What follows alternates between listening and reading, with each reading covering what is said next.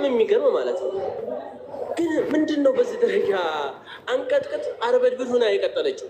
እና እኔ አጀንዳ ተደርጋ እንድትያዝ እፈልጋለሁ። ሐቂቃ ሴት ማለት ነው። እኔ አጀንዳ ማንኛችንም አጀንዳ የመያዝ ሱስ የለብንም። ያን ሐቂቃ ግን በቃ ትዳር ግን በቃ አይናውጣነት እየተስፋፋ ነው ያለው በዚህ ሴትዮ ምክንያት። አይናውጣነት፣ ገጣጣ ፈጣጣነት፣ ሴቶች ከወንዶች ወንዶች ከሴቶች ጋር በጣም በቃ የመደፋፈር ነገር እየተስተዋለ ነው ያለው። ይቺ ሴትዮ አንድ የማትባል ከሆነ አበደን የእሷ ደግሞ እርዚቋ በዚህ ነው። እያየን ያለ ነገር የሆነች ነገር መጣች ብሎ ማለት ኮሽ አለ ብሎ ማለት የሆነ ነገር ለሴትዮዋ የደራ ገበያ ነው። ቢማዕና ምን ማለት ነው? በቃ ሰላም አለው ቢዝነስማን ሆነ በዚህ በቃ ልዩ ስትራቴጂካሊ ነው የእሷ አካሄዷ። በቃ የሆነ አሁን ዛሬ ለእሷ እንደዚህ ማውራታችን ለእሷ ርዝቅ ነው። በነገራችን ላይ እዛ ይሄዳሉ ሀቡዬ ይሏታል። ሀቡዬ ይላሉ። ከዛ ቢያንስ የሆነች ነገር ቲክቶክ ሳይን ምናምን አበቦችን ተጠራቅመው የሌት ጉርሷንና ወጯን ይችሉላታል ማለት ነው።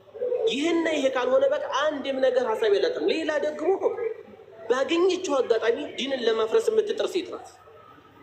ኦኬ፣ ባገኘችው አጋጣሚ ዲንን ለማፍረስ የምትጥር ሴት ናት። በነገራችን ላይ እኛ የሴቶችን መበደል ከኢስላም በላይ ኢንካር የሚያደርግ የለም። ናም የሴቶችን መበደል ሁልጊዜም ሁላችን የምንቃወመው አጥብቀን የምንናገረው ነገር ነው። ተዓዱድን ግን ይሄ ከአንድ በላይ ማግባት የሚባለውን መልኩ ግን በእሷ መልኩ የሚወገዝ አይደለም። ይሄ ሸሪዓ ኢስላም ነው፣ ቁርአን ነው። ሴቶችን መበደል የሌለባቸውም አላሁል ሙስተዓን። ረሱላችን ዓለይሂ ሰላቱ ወሰላም ላ ዩክሪሙነ ልከሪም ወላ የኽዙሉነ ኢለል ኸዙል ብለዋል።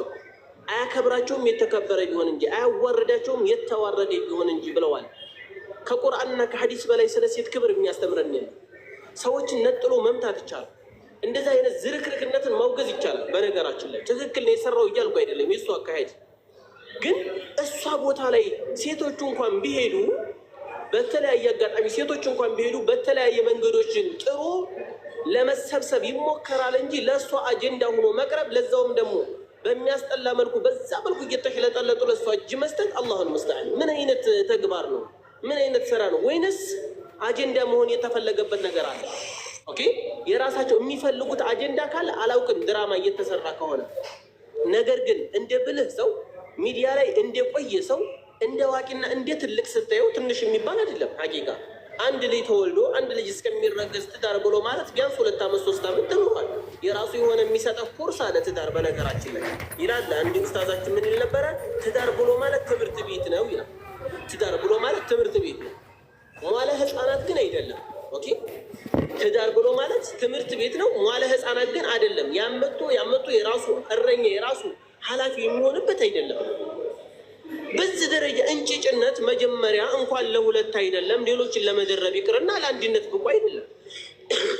እና ከሁለት ሴቶች መካከል የሚሰነዘርብህን ነገር ተቋቁመ እነሱን ትሪት አድርገ እነሱን አረጋግተ ኳስ በመሬት ማድረግ ካልቻልክ የቱ ጋ ነው ታዲያ የትዳር ልምድ ወይም ደግሞ ስለ ትዳር ብቁነታችን የቱ ጋ ነው ታዲያ? ሩጁላ ወንድነታችን ሴት ጋ ነው። ሐቂቃ በነገራችን ላይ ትዳር ሁልጊዜ ላይ በላይ አይደለም። እኔም አልሐምዱሊላህ ቢያንስ ትዳር ከያዝኩ ጀምር 11 ወይም 12 ዓመት ነው። ፈሊላሂ ልሐምድ ወልሚና። ላኪን እንዴት ነው የሚመራው ትዳር? አረ ቢላሂ አለይኩም አፈርን እኮ ሐቂቃ ተሸማቀቅን እኮ እኛ ሚዲያ መግባት ሁሉ እስከሚደብር ድረስ ማለት ነው። እና ይችን ሴት አንድና አንድ ሊያስቆማት የሚችለው ኡስታዝ አይደለም፣ ህግ አዋቂ አይደለም፣ እንደሷው ሚዲያ ነው። በቃ እሷ ሚዲያ አይደል እንደዚህ የልብ ልብ የሰጣት በቃ በሚዲያ ደረጃ በዛ አይነት መልኩ መኬድ ያለበት ነው። አና ማዕክ በምችለው መልኩ ካንተ ጋር ነኝ። እኔ ቪዲዮም እየሰራሁኝ ነበረ። ዛሬም አውርጄ ነበር ሀታ በሷ ላይ ቪዲዮ ለመስራት ማለት ነው። መስራት ብቻ አይደለም ልክ መግባት አለባት። እናም በነገራችን ላይ ከፎይ በላይ ነው እየሰራች ያለችው።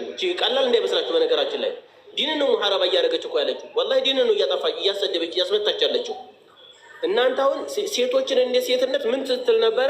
ይህን 2ኛ 3ኛ የሚባለውን ነገር እንዲቃወሙ ማድረግ አለብን እያለች ነበር። እንደ ሴትነት አይደለም የፈለገችበት፣ ኢስላምን ትክክለኛ ድንጋጌ አይደለም ያደረገው እያለች ነው የመጣችው። ሌላ ሰው ካፊር ቢሆን ልይት ያለለ ቢሆን እስካሁን አንቀጥቅጥ አርበድብዶች ይከሰቱ ነበር። እሷ ስትሆን ግን ስሟ ሀቢባ ስለሆነ ዝም ተብላለች። አልአስማኡ ላ ቱገይሩ ልሐቃኢቅ ይላሉ። ስሞች እውነታን አይቀይሩ። ልታስቡት የሚገባው ነበር። ስም እና ሙሰማው ካልተገናኘ ምንም የለውም። ስለዚህ እሷን ልክ መግባት አለባት። አስፈላጊ ከሆነ የዛ ጊዜ ማን ነው የሚባለው ያ መጋኛው እሱ ላይ የተወሰደው እርምጃ ራሱ መወሰድ ያለበት ብዬ አስባለሁ። ሐቂቃ ማለት ነው። አረብ ሀገር ላይ ህግ አለ መሰለኝ አይደል? ማለት እኔ አሁን አንድ የምኖርበት ሀገር ላይ የሀገሪቱ ህግ አለ። የሀገሪቱን ህግ መጣቅስ አይፈቀድልኝም። ላይ አንድ ወንድ ልጅ የሚመረጥበት የራሱ ሁለት ሲፋዎች ናቸው። መን ተርደውነ ዲነሁ ወኹሉቀሁ ፈዘውጁሁ። አንድ ሰው ዲኑና አኽላቁን መልኩን ቁመናውን አይደለም ያሉት፣ መን ተርደውነ ዲነሁ ወኹሉቀሁ። ዛሬ በአሁኑ ሰዓት ባለንበት ጊዜ ላይ ብዙ ቦታዎች ላይ አይተናል፣ በጆሮአችንም ሰምተናል። አንድ ሰው የአከሌ ልጅ ዳረው ከተባለ ምን አለው እንጂ ይሄ ሰው ዲኑ ምንድነው አኽላቁ ምንድነው የሚባል ነገር የለም። ይሄ ትልቁ ስህተት ነው። የትዳሮች ዋናው ፍቺ የሚበዙበት የተለያዩ ማዕሲያዎች የሚመጡት መጀመሪያ ላይ አሳሰን ዲን ላይ የተመሰረተን ትዳር ስለማንሄድ ነው። በውጪ ነው የሚያልቀው ሁሉም ነገር። በዘመናችን አሁን ያለበት ነገር ከማ ቃል አላሁ ሱብሓነሁ ወተዓላ ምን የሚለው አላህ ወላ ተቅረቡ ዚና ነው አይደል? አላሁ ሱብሓነሁ ወተዓላ አለው ወላ ተፍዐሉ ቀለም ወላ ተቅረቡ ዚና። ይህንን በምን ላይ ነው የሚፈስሩት? በአሁኑ ሰዓት ዑለማዎች ጅንጅን ላይ ነው የሚፈስሩት። ዛሬ ዋናው መሰረቱ ወደ ዚና የሚሄጃ ዋናው መሰረት ጅንጅን ወሬ ላይ ነው። ከወሬ ተጀምሮ ነው ወደ ትልቁ ተግባር የሚሄደው ማለት ነው። ወላ ተቅረቡ ነው ያለው። ሰውየው እዛ ቦታ ላይ ከሄደ ላቡድ አልፈዕል ያ ነገር ይመጣል ማለት ነው፣ መከሰቱ አይቀርም። ስለዚህ ያን ነገር እንዳትቀርቡት እንዳትቀራረቡ ከዛ ሰው ጋር ማለት ነው፣ ወደ ዝሙት ከሚወስደው ሰው ጋር ወይም አንድ ሴት ልጅ አጅነቢ ከሆናት ወንድ ጋር እንዳትቀራረብ ነው ሸሪዓ የሚከለክለው። ይህንንስ እየተገበረ ነው። ስለዚህ እኔ ለእህቶች አፊፋ ሁኑ፣ አላህን የምትፈሩ ሁኑ።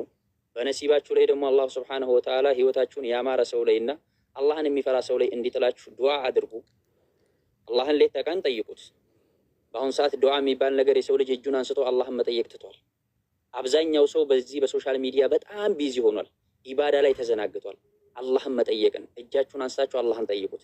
ለእናንተ አንቺ የምትወጂው አይነት ሲፋ ይኖራል። ያንን ሲፋ ያለውን ወንድ አላህ እንዲሰጥሽ ዱዓ አድርጊ።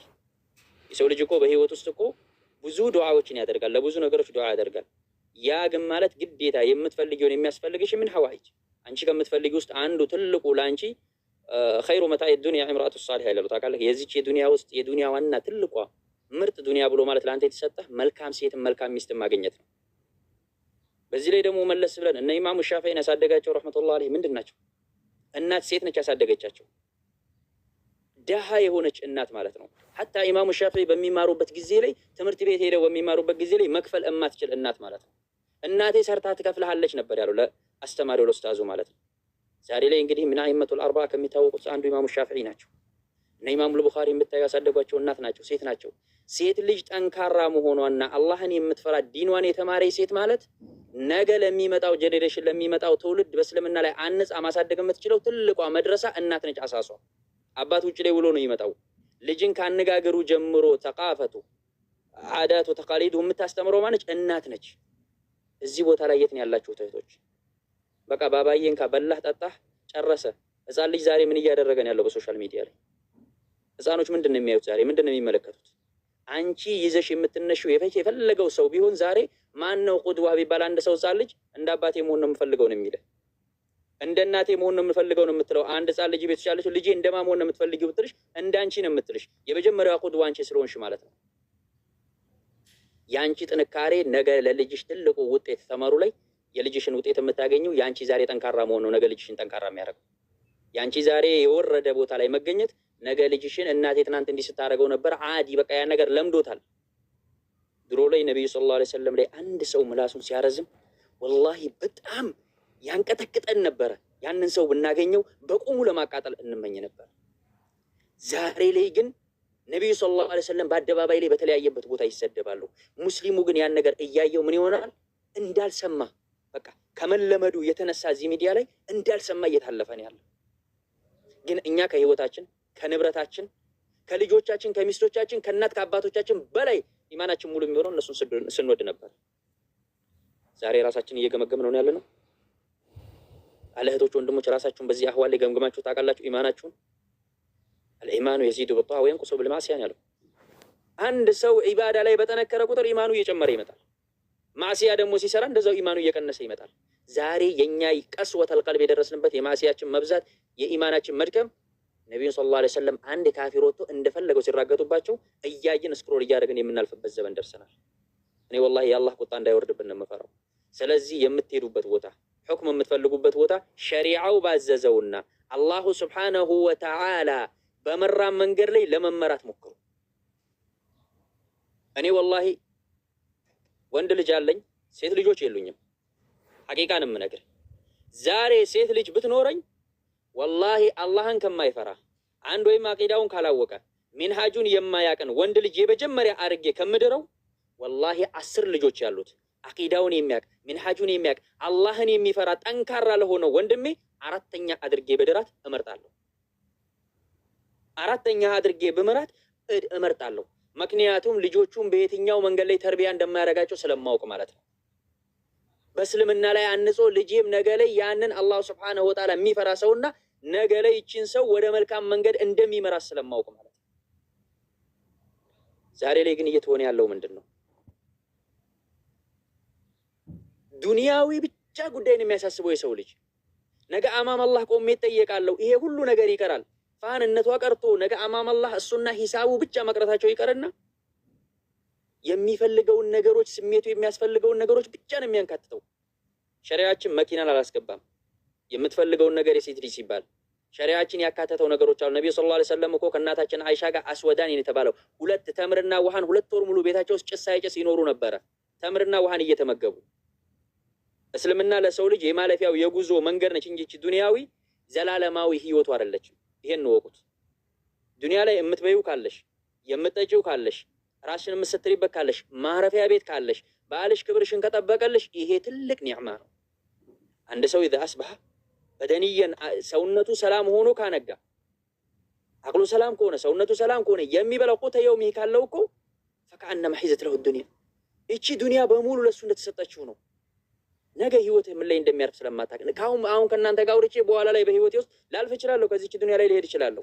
ምን እንደሚያጋጥመኝ አናውቅም። በየትኛው አህዋል ላይ እንደምንሄድ አናውቅም።